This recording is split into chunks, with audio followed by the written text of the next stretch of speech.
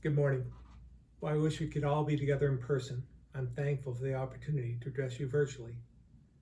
I'd like to thank Energy Action Network for putting on this important summit and to everyone for participating, especially those who have pitched their ideas, and I look forward to hearing more about them. As we all know, Vermont and Vermont's economy are climate sensitive.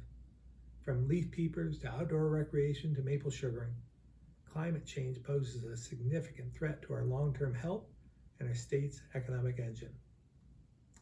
Now for the elephant in the room. As I'm sure you're all aware, the Global Warming Solutions Act became law last week after the legislature overrode my veto. And while I still have many concerns with the bill, please know I share your commitment to doing the hard work to address climate change, even though we may disagree on how to get there. My concerns with the bill remain and are related to the constitutional issues, the process, as well as the cause of action provisions. But I've always supported the planning efforts that your ideas will help inform. The planning is essential in order to develop a strategy so we know what's needed for resources in order to carry out the plan. Vermonters expect us to provide them with that level of information and detail. It's just good government to do so, and they expect us to do this in a cost-effective way. Simply put, I'm committed to following the law, but more importantly, I'm committed to building a transparent plan with meaningful policies to reduce our emissions.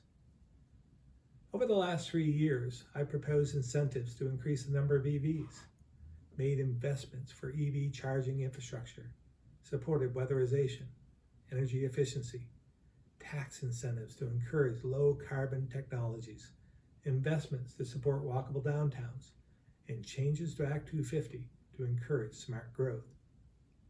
And most recently, in January, when I delivered my State of the State address, I presented a plan to use energy efficiency funds to support transportation electrification.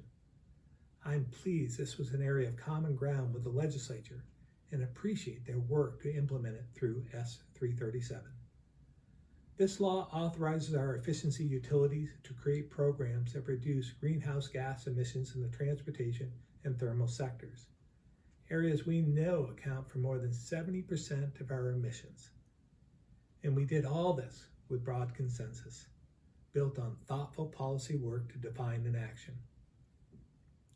As we continue our work together to do Vermont's part in addressing climate change, it's concrete actions like this bill that will make a difference.